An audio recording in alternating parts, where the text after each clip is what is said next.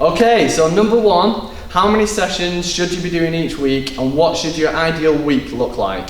So there's two different ways that you're going to be following this program. You're either going to be following the gym programs or you're going to be following the home programs. So the gym programs, you'll notice they change every 2 weeks. So you're updating your programs every 2 weeks. You're going to be doing 3 gym workouts a week and 2 interval sessions a week. Now each week for the gym plans, you do plan 1, plan 2 and the metabolic circuit.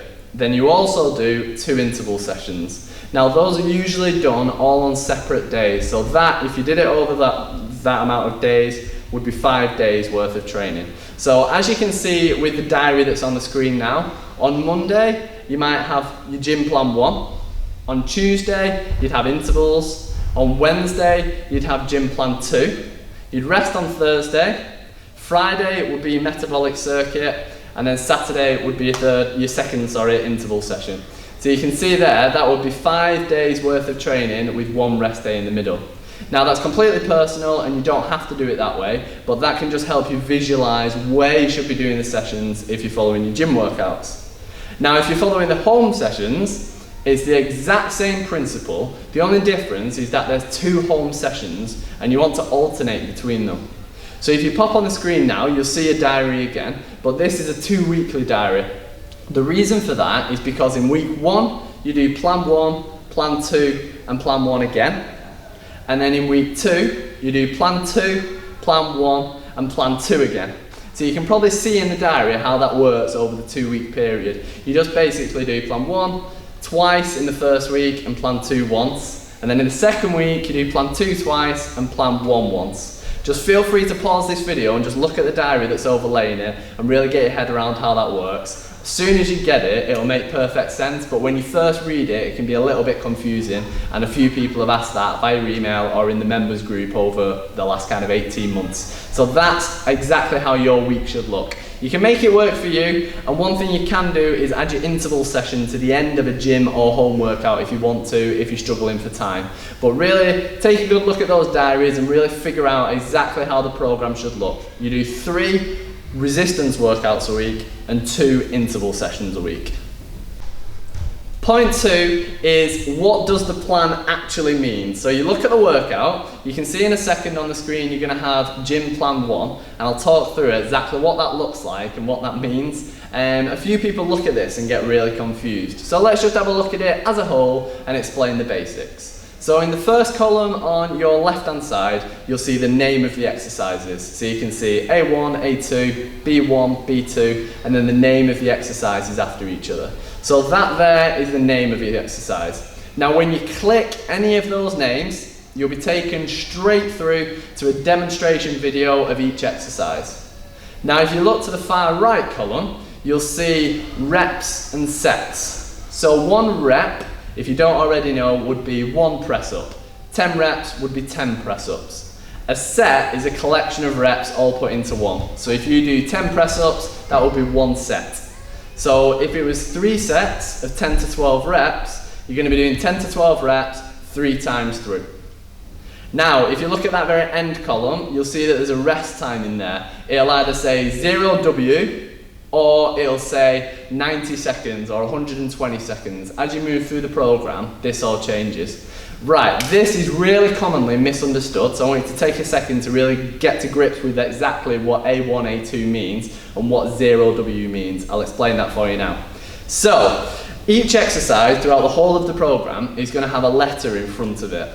So, it'll be A or B or C and so on. Now the big key that you need to understand is that you do the same letter exercise one after another after another. So in gym plan 1, for example, you'll see that there's A1, A2, then it goes into B1 and B2. If you look at the end of the column, it says 0W. That stands for 0 weight or 0 rest. So essentially you go straight on to the next exercise. So you would do A1 for 10 to 12 reps, you'd have 0 rest, and then you would go right on to A2, do your 10 to 12 reps on that, then rest, and then repeat it. Does that make sense? If it was A1, A2, A3, A4, A5, like it is on your metabolic circuit, you do A1, straight into A2, straight into A3, straight into A4, straight into A5 with no rest. Then you rest for the time that's written on the end in your rest period, then go right back up to A1 and do that again for the written down number of sets. It's really important you understand what the letters mean, because they make a huge difference to the program, and it's one thing that's very commonly misunderstood. I'm going to talk a little bit more in detail about these in this video, but it's really important that you get what those mean. If you are struggling, you're more than welcome to ask in the Facebook group, or again email me directly, but hopefully through having this visual example you've kind of been able to understand it that bit better and really make sense of exactly what the letters mean.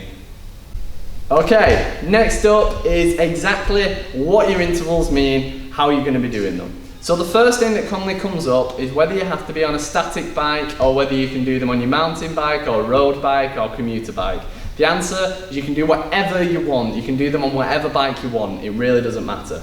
There's benefits to both sides of it. I personally prefer doing my intervals on a static bike, like a gym bike or on a turbo trainer, because you can really just push yourself to the absolute limits and know that you're not having to dodge traffic or dodge people on the trail. But if you don't have access to a static bike, totally okay. You can go outside on the road and do them, or outside on the trails and do them on your mountain bike, do them on your road bike, however you like. That's absolutely fine. You can do the intervals sitting. If you're training inside, always do your intervals sat down, because the standing on a static bike is just not the same as standing on a mountain bike. So if you're doing them inside, make sure that you always do them sat down. If you're doing the exercises, or the intervals, outside on a mountain bike or road bike, you can do a mix. But what I will say is when you decide to do one for that interval session, commit to it and do it the whole way through. So if you start off an interval session doing seated sprints, you want to maintain sat down all the way through. If you start it doing standing sprints, maintain them all the way through. Otherwise, you're giving your muscles a bit of a rest, which you don't want to be doing. You want to be really pushing through to exhaustion. The other question that comes up is how to measure your RPM. Now, RPM stands for revolutions a minute, and that's how you guide the intervals in the program. So if you're using a gym bike or a static bike, a turbo trainer, you might find that it's actually got the RPM on for you and you can just look at that. If you don't, a really good way is to get a metronome app on your phone, which you can download free. You just set the RPM that you want and it'll beep to that beep for you. And then what you can do is you can time your pedal strokes to that beat on the metronome app. You only need to do it a couple of times just to figure out what sort of pace you should be going at. The resistance is just a guide. It says light, medium or high resistance. That's just to give you a real rough idea of what kind of gearing you should be in for that interval. But the key for the intervals is to be doing them. If it says you're doing a 2-minute interval at 120 RPM for example, you want to make sure that by the time you finish your 120-second sprint, you are absolutely blowing. You're exhausted, your legs are giving way, you're really struggling to do it. If you can do that at 120 RPM, that's the right resistance for you. If you find that you're finishing really strong, you need to up the resistance. If you find that you get to 90 seconds in and the RPM was dropping right down to 90, 80, that means that the resistance is too high. So the low, medium, high resistance is purely a guide just to give you a gauge of what kind of resistance you should be doing. It actually goes off using the highest gear possible for that RPM over the specified length of time. The other question on the intervals that comes up every now and again is how you can apply watt measures, if you've got a watt bike at home for example, or Zwift, to the intervals. And the answer is I would just do one test run of the interval session where you do a couple of intervals as hard as you can, and you want to measure what wattage you maintain for that length of time, and then use that on your subsequent interval sessions as your guide. So there is no, here's what you should be doing based off your FTP for example. We keep the intervals way more simple, way easier to follow. You'll just set your own wattage target if that's what you want to do. So you set it up on a gym bike, sprint for the set length of time, have a look at what your average wattage is for that and make sure you're really pushing yourself to the limit, and then you aim to maintain that on every subsequent interval or beat it. Right, number 4, what happens if I miss a week or mess up a week or get injured or get ill? This is really common. You won't find many people who have completed the 12-week program and who started on day 1 and then just nailed it for 12 weeks. It's so common for something to happen. It's gonna happen, so do not worry about it. It's really common. If you miss a week and it's just 1 week, what I would say is just carry on from where you left off. So if you got to week 6, for example, and then you missed a week, just carry on from week 7. If you'd finished week 6, move straight on to the next week. If you'd had a break of a month or so, I'd say drop back a week or 2 just to get back into it and then carry on where you left off. But you really do not need to worry, you don't need to panic. Everybody has a day they miss or a week they miss. It's totally fine. Just carry on from where you left off and keep plugging away. Now, the one thing you can do if you find that you're really struggling for time to fit all the sessions in is you can extend your week so it lasts longer than a week. So you could, for example, do a week of training, which is your 5 training sessions, over 10 days, and then a 12-week program will become a 16-week program, a 15-week program, whatever the maths works out at, probably more like an 18-week program. So what you're doing is you're completing the 12-week program just over a longer period of time. That's absolutely fine. But I set out with the 12-week program to design the best possible plan I can for as many mountain bikers as possible out there, and it gets you amazing results. But you've got to understand that everybody's personal, everybody has different time commitments. The uni student who's got plenty of time can stick to the plan consistently without any issues. The busy mum with 3 kids who works a full-time job is probably going to have a few more issues. So chill out, go a bit easier on yourself, make it work for you. You've got to be disciplined, like you don't want to use it as an excuse to slack off. But if you miss a week, it's fine, pick up where you left off. If you find that you're really struggling to fit it all into 7 days, just extend that week to 10 days and take a little bit of pressure off it. At the end of the day, you're doing this to get fitter on the bike so you can enjoy riding more and to get more benefit from it. You want it to be a joyous experience, and you want to really enjoy the process. You don't want it to become a massive stress for you. So for more guidance on this, do just ask in the Facebook group or email me directly. I'll be more than happy to help. Number 5, can you follow a mix of the gym plan and the home plan? So this question commonly comes up for people who travel away for work, for example, if they're going away on holiday, and the answer is yes, you can follow a mix of the gym and the home plan if you want to. Let's say throughout the 12 weeks you're going to be at home for 9 weeks but away with no gym access for 3 weeks. It's totally fine to move on to the home plan.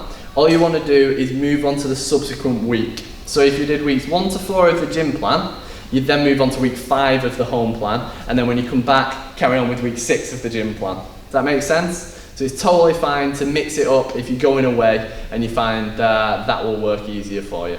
If you've got home gym, which is quite common, I get quite a lot of people asking about this, you want to follow the home workouts, but then add some of the machines in to make it harder for you. So you can add some dumbbells to squats and lunges, for example. You could swap out, if you're familiar with exercises, you could swap out some exercises that are similar. So instead of doing a resistance band row, for example, you could do a bent over barbell row, if you know what I'm talking about and you know what that exercise means. If you don't, I'd probably say just stick to the plan exactly as it is. But if you've got a home workout and you're pretty clued up with exercises, you know what muscles each exercise works and all that kind of thing, it's totally fine to follow the home plans with your home gym and then add in some more weights and make it that little bit harder. So you're kind of doing a hybrid. 90% of the program will be what I've written, but then you can mix in a few of your exercises at home that you think will be swapped out for slightly more effective exercises, you could say. So doing a dumbbell row, for example, is generally better than doing a resistance row if you've got access to that equipment at home. So the answer to the question of whether you can mix the gym and the home plan is absolutely yes. What does it mean when it says ES at the end of the set?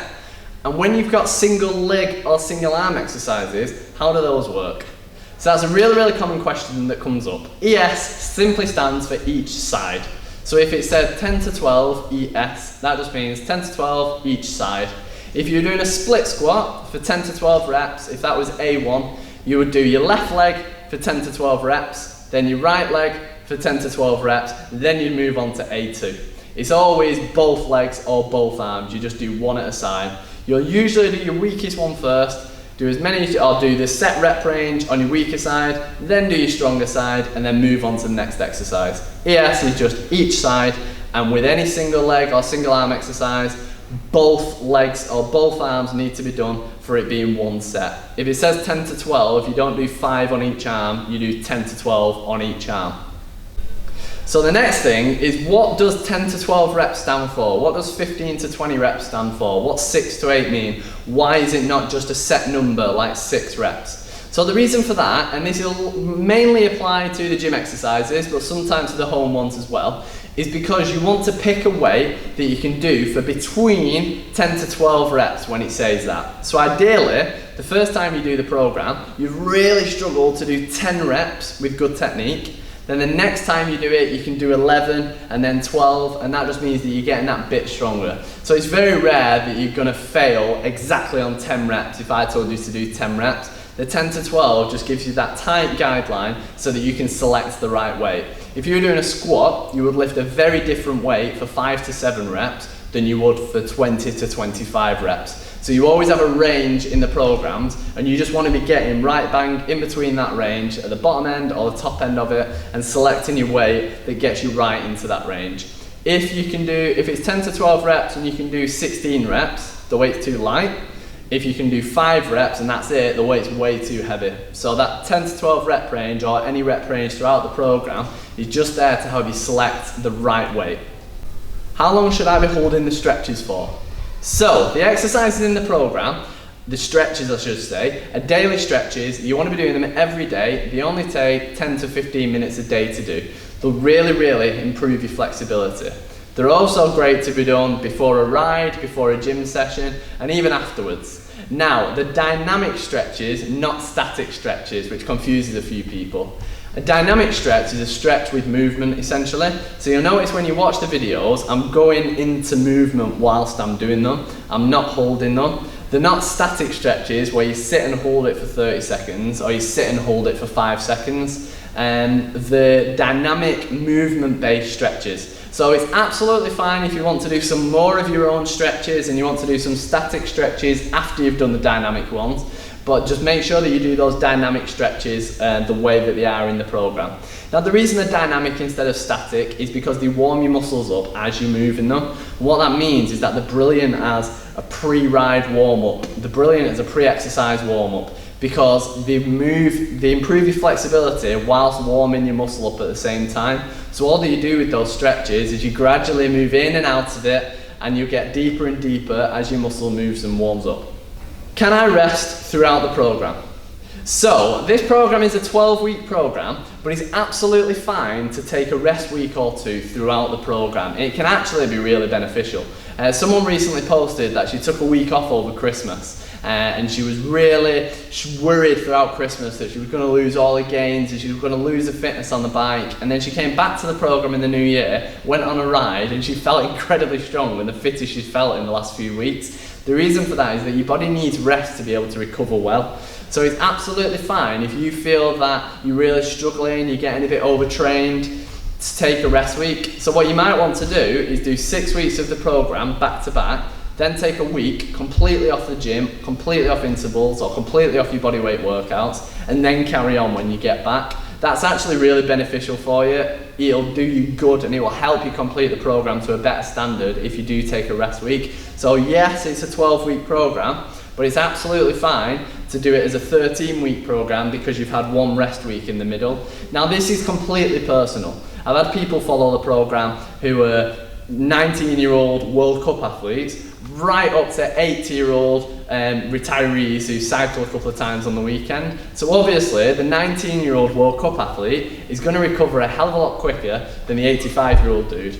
So the way you want to look at that is just base it on you personally and how much rest you think you need. It's absolutely fine to adjust the program slightly so you can rest that bit longer where you need it.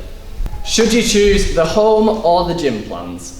Now, I included both gym and home plans in the program because I wanted to give everybody the option to follow the plan. Those who go to the gym can follow the gym plans. Those who hate the idea of going to the gym can just do the home plans. You can do them from a hotel room, you can do them from your home, your front room. They're really flexible. But if you're in the lucky position where you can choose between the gym or the home plans, I would recommend doing the gym plans. And the reason for that is because I personally think you probably train that bit harder in the gym when you go to the gym because it's a completely fresh environment and you have more variety.